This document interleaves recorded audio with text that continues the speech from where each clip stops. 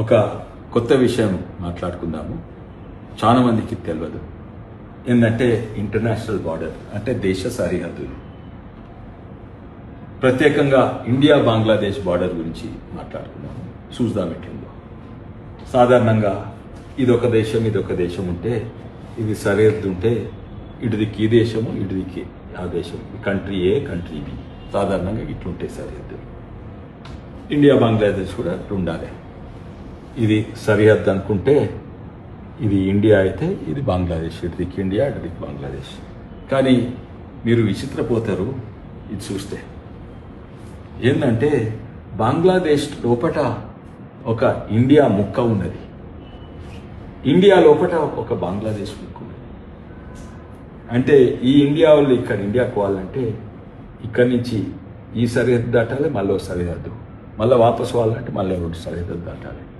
ఇది ప్రపంచంలో ఒక్కటి రెండు జాగాలు ఉన్నాయి కానీ ఉండదు.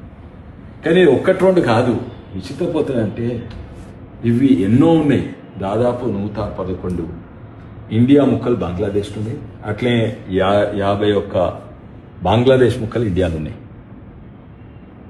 కానీ ఇంతకంటే విచిత్రం ఎన్నో ఉన్నాయి. కానీ చూద్దాం ఇప్పుడు ఇక్కడి నుంచి ఇక్కడ పోవాలంటే ఎట్లా. ఇంతకంటే విచిత్రం ఏంటంటే ఇది ఇండియా, ఇండియా లోపల బంగ్లాదేశ్, బంగ్లాదేశ్ లోపల ఇండియా, మళ్ళీ ఇండియా లోపల మళ్ళీ ఇంకో బంగ్లాదేశ్ ముక్కున్నది. దీన్ని ఏమంటారంటే ఎన్క్లేవ్స్ అంటారు. దీన్ని ఫస్ట్ ఆర్డర్ ఎన్క్లేవ్. ఇది ఇండియన్ ఎన్క్లేవ్ ఇన్ బంగ్లాదేశ్, ఇది బంగ్లాదేశ్ ఎన్క్లేవ్ ఇన్ ఇండియా అంటారు. ఇది ఫస్ట్ ఆర్డర్ ఎన్క్లేవ్. ఇది సెకండ్ ఆర్డర్ ఎన్క్లేవ్. అంటే ఎన్క్లేవ్, ఇండియా ఎన్క్లేవ్ లోపల ఇంకో బంగ్లాదేశ్ ఎన్క్లేవ్ ఉన్నది. అట్లా సెకండ్ ఆర్డర్ ఎన్క్లేవ్ అంటారు. కానీ ఇంకా మీరు నమ్మరు, ఇంకా విచిత్రపోతారు. ఏంటంటే థర్డ్ ఆర్డర్ ఎన్క్లేవ్స్ కూడా ఉన్నాయి. అంటే ఇది ఇండియా, ఇది బంగ్లాదేశ్, బంగ్లాదేశ్ లోపల ఇండియా, ఇండియా లోపల బంగ్లాదేశ్, బంగ్లాదేశ్ లోపల మళ్ళీ ఇండియా. అట్లే ఇటు దిక్కు కూడా ఉన్నాయి. ఇప్పుడు చూడండి ఉదాహరణ, ఇక్కడ ఉన్నాయన ఇండియా ఆయనకు, ఇక్కడ ఉన్నాయన ఇండియాకు పోదలుచుకుంటే ఏం చేయాలి? వీళ్ళకి ఇక్కడ చుట్టాలు ఉండరు అనుకోండి, అయితే పెళ్ళి అవుతుంది అనుకోండి, ఇక్కడి నుంచి ఇండియా నుంచి బంగ్లాదేశ్ దాటాలి, ఒక్క ఇంటర్నేషనల్ బార్డర్ దాటాలి ఒకసారి ఫస్ట్ టైం. బంగ్లాదేశ్ నుంచి ఇండియాకి దాటాలి రెండోసారి, ఇండియా నుంచి బంగ్లాదేశ్ దాటాలి మూడోసారి, మళ్ళీ బంగ్లాదేశ్ నుంచి ఇండియా దాటాలి, మళ్ళీ ఇండియా నుంచి బంగ్లాదేశ్ దాటాలి, మళ్ళీ బంగ్లాదేశ్ నుంచి ఇండియాకి దాటాలి. 6 సార్లు ఇక్కడ ఈ ఇండియా నుంచి ఇండియాకు వాళ్ళంటే 6 సార్లు ఇంటర్నేషనల్ బార్డర్లు సరిహద్దులు దాటాలి. మళ్ళీ వాపస్ పెళ్ళైనాక వాపస్ పోయి మళ్ళీ 6 సార్లు, అంటే 12 సార్లు హద్దులు దాటాలి. ఇంతకంటే పిచ్చి బార్డర్ ఎక్కడ ఉండగలుగుతుంది? ఈ పిచ్చిదనం ప్రపంచంలోనే లేదు. కానీ పార్టీషన్ అప్పుడున్న నాయకులు గిట్లనే చేశారు. ఎందుకు చేసారు అవన్నీ తర్వాత చెప్తాం. కానీ దీనివల్ల ఏంది, ఎంతోమంది బంగ్లాదేశ్ వాళ్ళు ఇక్కడికి వచ్చి ఇక్కడ పోయి వాపస్ పోయినారు, ఇక్కడనే ఉండిపోయినరు. లక్షలాదనే కాదు, కోట్లాది మంది బంగ్లాదేశ్ వారి కంటే ఎక్కువ మంది ఇక్కడికి వచ్చిండ్రు ముస్లిమ్స్, ఇక్కడనే ఉండిపోయినరు. ఇక్కడ రేషన్ బియ్యము, ఓటర్ ఐడీలు అన్నీ తీసుకున్నారు. ఎప్పటి సంది జరుగుతూనే ఉన్నాయి, మొన్నటి వరకు ఇక్కడే జరుగుతున్నాయి. లక్షలాదో కోట్లాది మంది అస్సాం పోయి ఇప్పుడు అస్సాం మాదే అంటున్నారు. ఎంతోమంది బెంగాల్కి వచ్చిండ్రు, బీహార్కి వచ్చిండ్రు, యూపీకి వచ్చిండ్రు. అదే కాక యమునా తీరంలో జుగ్గీస్ అంటారంటే గుడిసెలల్లో వీళ్ళే ఉంటున్నారు, ఉండనిస్తున్నారు. ఇట్లా ఫ్రీగా ఇట్నుంచి అటు పోయేటట్టు. ఇట్నుంచి ఎవరు పోతారు అక్కడ, కానీ వీళ్ళందరూ అయితే ఇక్కడికి కోట్లాది మంది వచ్చిండ్రు. డెమోగ్రఫీ మార్చిండ్రు. అండ్ వీళ్ళు ఓట్ బ్యాంక్గా తయారైండ్రు. ఎవరు ఓట్ బ్యాంక్లో మీకు తెలుసు. ఢిల్లీ మీద జుగ్గీలకు ఎవరు ఓటేస్తారు, అస్సాంలో వీళ్ళు పోయిన వాళ్ళు ఎవరు ఓటేస్తారు. ఇక్కడ నిజంగానే ఇట్లా కొనసాగుతుంది. ఇది 111 ఎంక్లేవ్స్ ఇటుంటే అక్కడ 51 ఎంక్లేవ్స్ అట్టున్నాయి. కానీ ఇది నిజమైన మ్యాప్. ఇంతకుముందేమో ఉదాహరణకి నేనే దించింది, ఇదేమో నిజమైన మ్యాప్ వాషింగ్టన్ పోస్ట్ చేసింది. ఇది ఇండియా, బంగ్లాదేశ్లో ఇండియా ఉంది, ఇండియాలో మళ్ళీ బంగ్లాదేశ్ ఉంది, బంగ్లాదేశ్లో మళ్ళా ఇంకో ఇండియా. దహాలా ఖార్గ్ బారి అని ఒక గ్రామం, థర్డ్ ఆర్డర్ ఎన్క్లేవ్. ఇది నిజమైన మ్యాప్. ఇది కూడా ఇవన్నీ చుక్కలన్నీ ఎన్క్లేవ్స్ అన్నమాట. ఇది అంటే ఇది ఎప్పటి వరకు ఉన్నటువంటి 65 ఏళ్ళు 60 years ఆఫ్ ది స్టూపిడిటీ నడుస్తూ ఉన్నది. ఇంత పిచ్చి బార్డర్లు. బంగ్లాదేశ్లో ఇండియా, ఇండియాలో బంగ్లాదేశ్, బంగ్లాదేశ్లో మళ్ళీ ఇండియా అంట. అట్లేం ఉల్టా 65 ఏళ్ళు ఇట్లా కొనసాగింది. నెహ్రూ ఉన్నాడు, ఇందిరాగాంధీ ఉంది, రాజీవ్ గాంధీ ఉన్నాడు. అబ్సల్యూట్ మెజారిటీ ఉన్నా కూడా ఇట్లా నడిచింది. ఎందుకంటే ఓట్ బ్యాంక్ పాలిటిక్స్ ఏంది? ఎందుకు బార్డర్ లేదు? ఉదాహరణకి ఇక్కడ ఎలక్షన్ జరపాలంటే ఇక్కడ ఈవీఎంలు అవుతాయా? ఇక్కడ ఈవీఎంలు అవుతాయా? ఎలక్షన్స్ జరుగుతాయా? లేకుంటే ఇక్కడ వచ్చిన వాళ్ళు వాపస్ పోతుండ్రా? వీళ్ళు ఓట్ బ్యాంక్గా తయారైతే లేదు. వీళ్ళందరూ ఇక్కడికి వచ్చి సరే రాజకీయాలు పక్కకు పెట్టండి. ఇక్కడ వడ్లు వండిస్తే భారతదేశం కొనుగోలు ఎట్లా చేస్తుంది? ఇక్కడ నుంచి ఇక్కడ 5 కేజీలు ఫ్రీ బియ్యం ఇవ్వాలంటే ఎట్లు ఇస్తారు ఇక్కడికి? అది కూడా పక్కకు పెట్టండి. వడ్లు బియ్యం పక్కకు పెట్టండి. ఇక్కడ కరెంట్ కావాలంటే ఎవరు ఇస్తారు? బంగ్లాదేశ్ ఇస్తుందా? ఇండియా ఇస్తుందా? బంగ్లాదేశ్ ఇస్తుందా? ఇండియా ఇస్తుందా? ఇక్కడ నుంచి కరెంట్ ఇక్కడ ఇన్ని సరిహద్దులు దాటి పోగలుగుతుందా? అదే కాదు ఇక్కడ తాగునీళ్ళు ఎవరిస్తారు?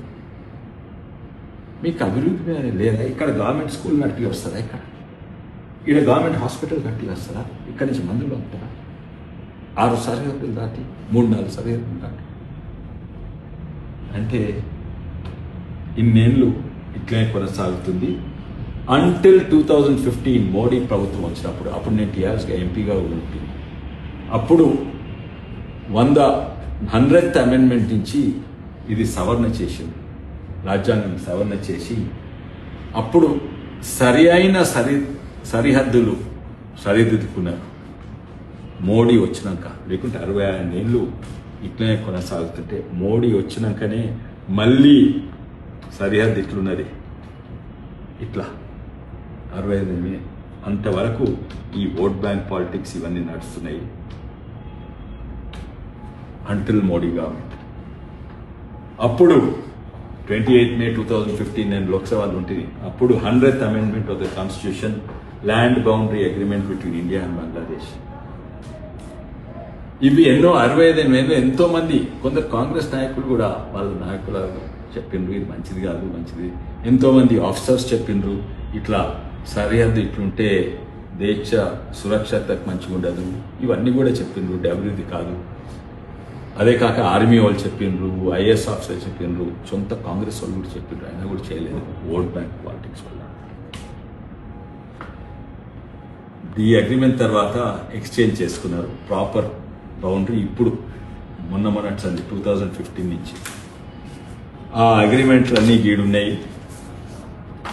కానీ ఒత్తిడి తేంగా కాంగ్రెస్ వాళ్ళు, ఐఏఎస్ ఆఫీసర్లు, ఆర్మీ వాళ్ళు ఒత్తిడి తేంగా ఏదో చేసినట్టు 2 సంతకాలు పెట్టిండ్రు. ఇందిరాగాంధీ ఈడ ఏంది ఈ సరిదిద్దుకుంటామని. అప్పుడు 71 వార్ తర్వాత షేక్ ముజీబుర్ రెహమాన్. కానీ iron lady could not implement, did not want to implement and could not implement. Iron lady. కానీ 2015లో మోడీ ప్రభుత్వం వచ్చినాక మోడీ గారు షేక్ హసీనా తోటి, అప్పుడు ప్రతిపక్ష నాయకురాలు మమతా బెనర్జీ అక్కడనే ఉన్నది, వాళ్ళ ముందు అగ్రిమెంట్ చేసిండ్రు, అమలు కూడా చేసిండ్రు. ఇప్పుడు నిజమైన సరిహద్దులు. National security versus vote bank politics ఏది ముఖ్యం? డెవలప్మెంట్, అభివృద్ధి వర్సెస్ ఓట్ బ్యాంక్ పాలిటిక్స్ ఏది ముఖ్యం? చౌకీదార్ వర్సెస్ ఐఎన్ లేడీ. ఇప్పుడు చెప్పండి, చౌకీదారా ఐఎన్ లేడీనా? సురక్షత ముఖ్యమా? ఓట్ బ్యాంక్ పాలిటిక్స్ ముఖ్యమా? ఇది వాస్తవాలు, ఇవి నిజమైనవి. మీరు ఇక్కడ చదవండి. కానీ ఇది మాట్లాడుతుంటే నాకు ఇంకో చిన్న కథ ఆడికొచ్చింది వీళ్ళ గురించి. దీనికి కొంచెం సంబంధం, దీనికి ఒక కనెక్షన్ ఉంది, అందుకే చెప్తున్నాను. వీరు అంబేద్కర్ గారు అందరికి తెలిసి గుర్తుపడతారు, చాలామంది నాకు గుర్తుపడతారు. జోగేంద్రనాథ్ మండల్ అని, ఆయన కూడా SC federation of India Bengal అధ్యక్షుడు ఉండే. అప్పుడు బెంగాల్ ఇండియాలో ఉండేది పార్టీషన్ కంటే ముందు. ఆయన అక్కడి నుంచి గెలిచిండు. జెస్సోర్ నుంచి జెస్సోర్ కులానా అంటే హైదరాబాద్ సికింద్రాబాద్ పక్క ఉంటే అక్కడి నుంచి గెలిచిండు. అయితే అంబేద్కర్ గారు కాన్స్టిట్యూన్స్ చాలా చదువుకున్న ఆయన. ప్రపంచంలో బహుశా ఇంత జ్ఞానం ఉన్న చాలా తక్కువలు ఉండే, ఏషియాలో అయితే లేనే లేకుండా డబుల్ పిహెచ్డి. వీళ్ళ ముందు గాంధీ నెహ్రూలేమో జస్ట్ లా డిగ్రీ చేసిండు, కానీ ఈయన డబుల్ పిహెచ్డి చేసిండు. ఈయనకంటే పెద్ద సమర్థులు ఉండేది. అయితే ఈయన ఎట్టి పరిస్థితిలా రావద్దని కొంతమంది కోరుకుండే, ఎవరికో తర్వాత చెప్తాను. ఏది కాన్స్టిట్యూన్స్ అసెంబ్లీకి ఎలక్ట్ కావద్దు. అయితే ఈయన అంబేద్కర్ గారు ఎక్కడి నుంచి, ఆయన మహారాష్ట్ర నుంచి. మహారాష్ట్రలో అప్పుడు కాంగ్రెస్ టాప్ ఉండే. అయితే మహారాష్ట్ర నుంచి టికెట్ దొరకకుండా, మహారాష్ట్ర నుంచి నిలబడకుండా చేసిండ్రు. అయితే అంబేద్కర్ ఎక్కడి నుంచి నిలబడాలి? తమిళనాడు నుంచా, కాశ్మీర్ నుంచా, ఎక్కడి నుంచి?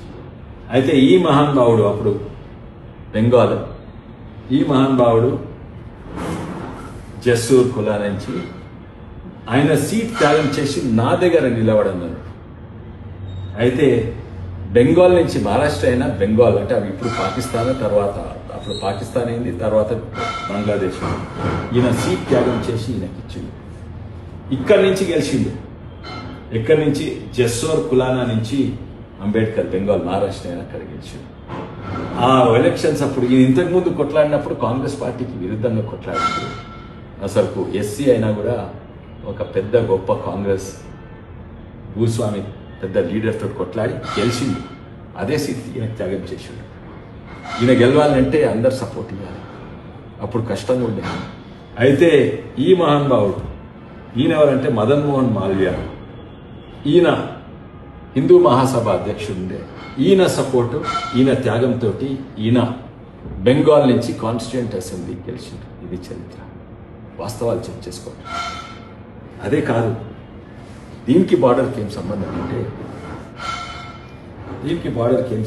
అంటే ఈ జెస్సోర్ కులానా ఉన్నది కదా, ఆ రెండు గ్రామాలు నగరాలు పక్క దీని నుంచి గెలిచింది కదా, అక్కడి నుంచి అంబేద్కర్ గెలిచింది కదా. అంబేద్కర్ను ఈ ప్రాంతం గెలిపించిందని ఆ కక్షతోటి ఈడ హిందూ మెజారిటీ ఉన్నా కూడా అది బలవంతంగా పాకిస్తాన్తో కలిపేసిండు. అప్పుడు నెహ్రూ వాళ్ళు, అప్పుడున్న కాంగ్రెస్ ప్రభుత్వం ఈ ప్రాంతం హిందూ మెజారిటీ ఉన్నా కూడా ఇక్కడి నుంచి అంబేద్కర్ను గెలిపించునని అది అక్కడ ఇచ్చేసింది. అప్పుడు ఇన్ఫ్లుయెన్స్ కూడా ఉండే మధ్యలో ఉన్నా, అది కూడా పక్కకు పెట్టి అది ఇచ్చేసింది. ఎందుకు?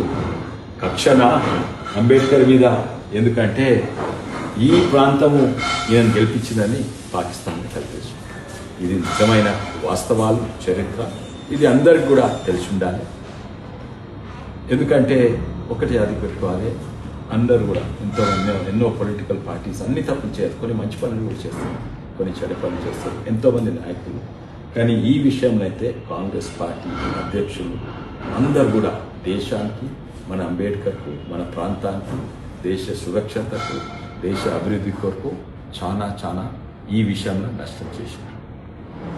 అందరికీ ధన్యవాదాలు. మరోసారి భారత్ మాతాకి జై. జై హింద్.